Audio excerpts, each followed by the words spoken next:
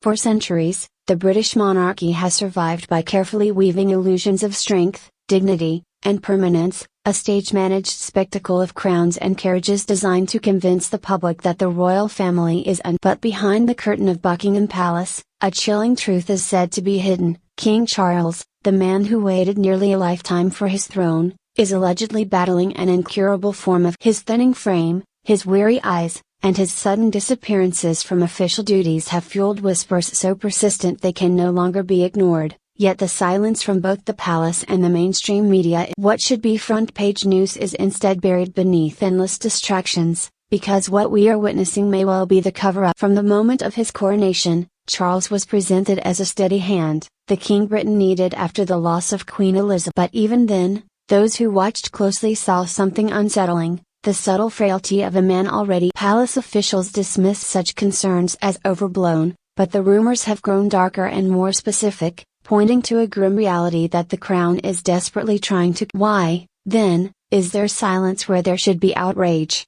Because palace aides, insiders claim, have forged an unholy alliance with mainstream media outlets to protect the monarchy at all. Stories are killed before they can be printed, reporters are quietly silenced, and editors mysteriously lose interest when confronted with. Behind this veil of secrecy lies a calculated strategy to shield the truth, not for the sake of the man himself, but for the survival of the institution. The monarchy has always done this.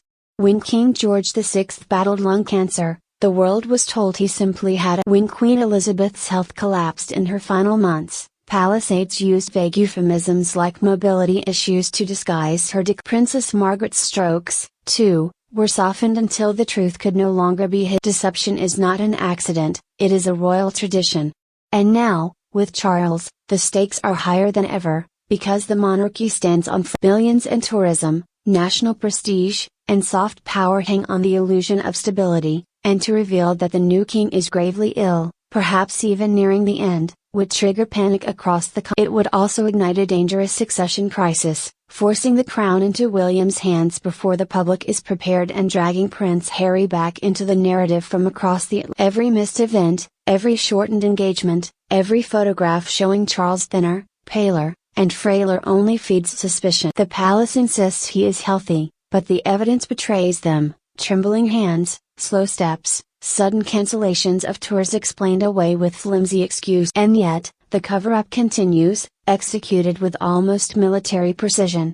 Insiders describe a three-pronged. First comes distraction, feeding tabloids with endless drama about Harry and Meghan, Kate's fashion, or petty lawsuits, anything to keep the focus off the king. Then comes control. Charles only appears at staged events, under carefully managed lighting, where his frailty can. Finally, there is suppression, non-disclosure agreements for doctors, intimidation for staff, and quiet deals with journalists who know better than to push. What is most shocking is the complicity of the mainstream media, the supposed guardians of. Instead of holding power accountable, they play along, preferring the comfort of royal access to the duty of transparency. The result is that the king's health has become not just a personal matter but a national security secret, hidden behind the iron gates of the palace. And while the public is distracted by petty scandals, a man battles quietly in the shadows, forced to wear a crown even as his body. But Charles himself is the most tragic figure in this story, a man who spent his life waiting, finally crowned, only to face an illness that could end his reign before it has. Imagine the loneliness of fighting such a battle in silence, forbidden from admitting the truth,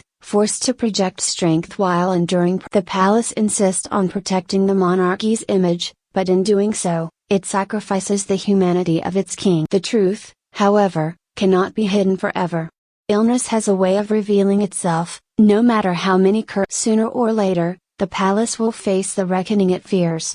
If the cover-up is exposed, it could shatter what remains of public faith. At a time when many already question its relevance, such deceit could be the final straw, the scandal that unmasks the monarchy once and for. History may not remember Charles only as the king who suffered, but as the king whose illness revealed the rot at the. For now, the illusion continues, the palace smiles, the media nods, and the people are told to believe in the image of a strong. But the shadow of the truth lingers, dark and undeniable, waiting for the moment when even the crown can no longer hide it. And when that moment comes, the world will look back and see not just a sick king, but a deception so vast, so deliberate, that it deserves its name as the greatest cover-up.